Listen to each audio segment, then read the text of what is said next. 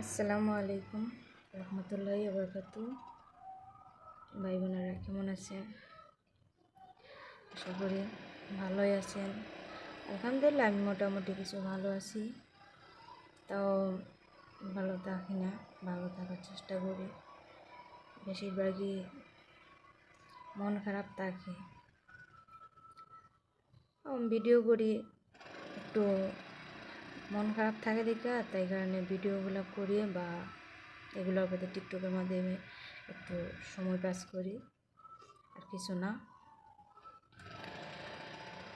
কথা হয়েছে কি, আমরা মাইয়া মানুষ কি অপরাধটা করছি, বা আমরা জন্ম নিয়ে মাইয়া মানুষ হইয়া কি ভুল করছি?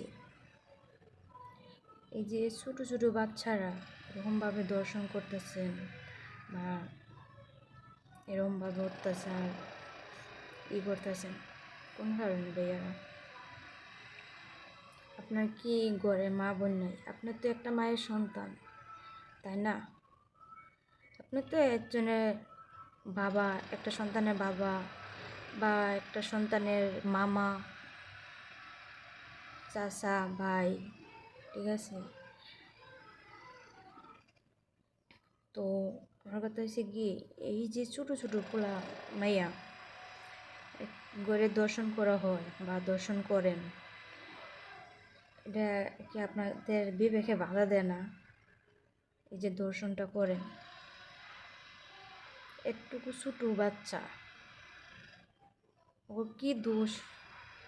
আর ওর মাঝে কি এমন আছে যে জীবনটা ওর নষ্ট করে দেন? এভাবে দর্শন করেন, ওরা আবার মাইরা লান। একটা কথা কি কষ্ট লাগছে, আমরা সিলেটে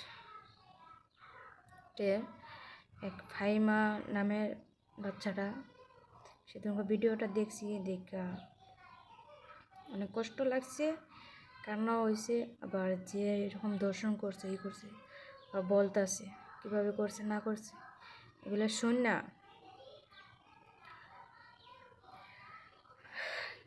মন চাইছিল গিয়া তারে দয়া করে একটা কথাই বলবো, যেন এসব থেকে আপনারা বিরত থাকুন। আর এরকম কোনো মায়ের সন্তানরে এরকমভাবে দর্শন করেন না। আর আপনি তো একজন বাবা বা একজন চাচা, মামা, ঠিক আছে? আজ ঘর নাই কাল তো হইতেই পারেন বাবা। তে আপনাদের কাছে দুহাত জোর করে বলতেছি, 2 হাত জোর করে, যে আপনারা কোনো বাচ্চাদের আর দর্শন করবেন না, দয়া করে, ঠিক আছে? আপনাদের আল্লাহর দোয়ায় আপনারা এরকম কাজ করবেন না, বুঝছেন?